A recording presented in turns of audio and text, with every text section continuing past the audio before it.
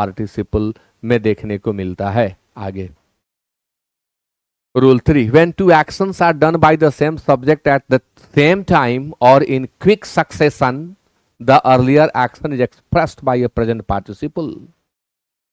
जब किसी सब्जेक्ट के द्वारा दो काम इस तरह से किए गए हों कि दोनों एक ही समय में हो गए हों या दोनों में टाइम का अंतराल ना के बराबर हो, क्विक सक्सेशन एक के ठीक बाद दूसरा अगर हुआ हो, तो वैसी स्थिति में जो काम पहले हुआ हो उसे प्रेजेंट पार्टिसिपल से व्यक्त किया जाता है। जैसे hearing the noise the child woke up, यदि हम इसे ब्रेक करके लिखें तो हम कैसे लिखेंगे ब्रेक करने के बाद कि the child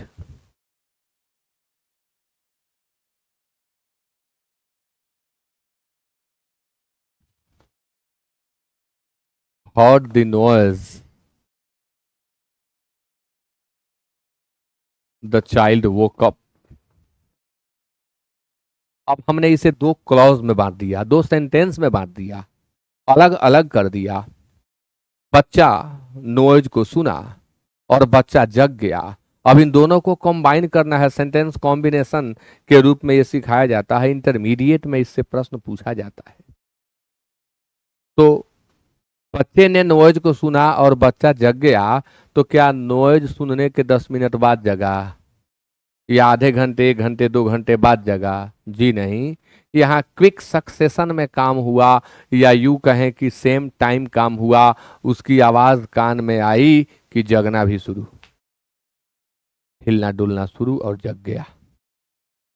opening the door he went out, दरवाजा खोलकर वह बाहर निकल गया।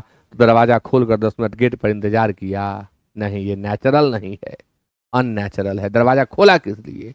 निकलने के लिए तो निकला, यानी दोनों में ओपनिंग द गेट, वह बाहर निकला। तो क्विक सक्सेशन में दोनों काम हुए। डोर पहले ओपन हुआ, वह बाहर बाद में निकला। क्विक सक्सेशन यानी एक के ठीक बाद दूसरा काम बहुत जल्द, ना के बराबर अंतराल पर हुआ। इसलिए ओपनिंग द यानी he open the door he went out, he opened the door he went out. अब दोनों को जब हम कंबाइन करेंगे तो प्रेजेंट पार्टिसिपल से करेंगे। Watching the movie she laughed loudly, cinema देखते हुए वह जोर जोर से हंसी। सिनेमा देखने का काम जारी था और हंसने का काम भी हुआ। तो यहाँ तो कोई अंतर ही नहीं है, ये तो सक्सेशन वाली यहाँ बात ही नहीं है। यहाँ तो एट द सेम टाइम हो रहा है एकदम। इन दोनों में सक्सेशन है लेकिन यहाँ नहीं है। Rule 4, when two actions are done by the same subject and there is a noticeable or proper interval between them, the earlier action is expressed by a perfect participle। तात्पर्य इसका हिंदी मीनिंग यह होगा कि यदि किसी सब्जेक्ट के द्वारा दो काम इस तरह से किया गया हो कि दोनों काम के बीच का अंतराल स्पष्ट हो, दोनों काम के बीच का अंतराल क्लियर हो, तब पहले काम के लिए हम परफेक्ट पार्टिसिपल का प्रयोग करते हैं।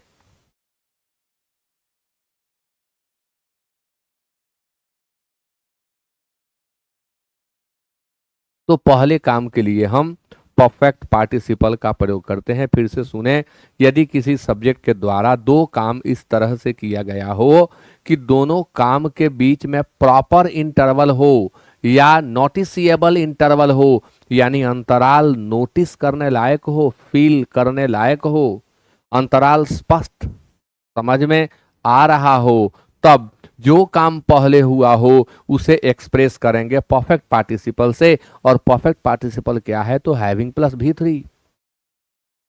जैसे हैविंग फिनिश्ड हिज होमवर्क दबवा वेंट आउट टू प्ले, अपना होमवर्क पूरा करके, अपना होमवर्क पूरा कर लेने पर या अपना होमवर्क करके बच्चा लड़का खेलने गया।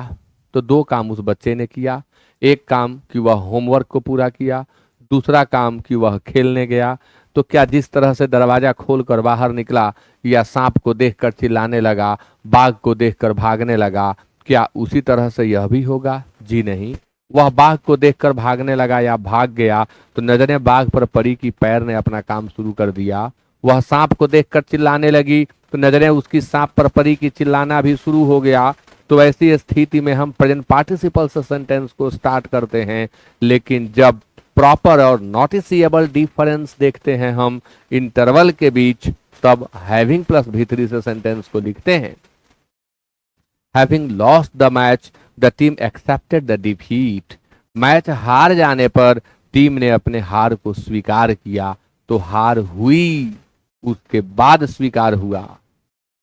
Having reached the station she called her father. Station पहुंच जाने पर, स्टेशन पहुंचने पर उसने अपने फादर को कॉल किया। तो ये दो अलग अलग डिफरेंस, अलग अलग सेंस के यहाँ पर सेंटेंस दिए गए हैं जिनमें डिफरेंस क्लियर है, और जब डिफरेंस क्लियर हो तब हम हैविंग प्लस V3 का प्रयोग करते हैं। Trick, verb to be plus busy plus present participle. अब कुछ और आगे बढ़े इसमें, तो याद रहे कि वर्ब टू बी के बाद यदि बीजी आया हुआ हो तो हम प्रेजेंट पार्टिसिपल का प्रयोग करते हैं। और फिर वर्ब टू बी क्या है, तो वही जो आप सीखे थे, is, am, are, was and were. इनके बाद प्रेजेंट पार्टिसिपल का यूज करते हैं। तो he is busy to do गलत है, अच्छा लगता है लेकिन गलत है, डूइंग लिखना होगा। She was busy to prepare the speech, तो यहां पर टू प्रेपेयर गलत है, हमें लिखना होगा preparing the speech. They are busy to clean the classroom, to clean के जगह क्लीनिंग का प्रयोग होगा। They are busy cleaning.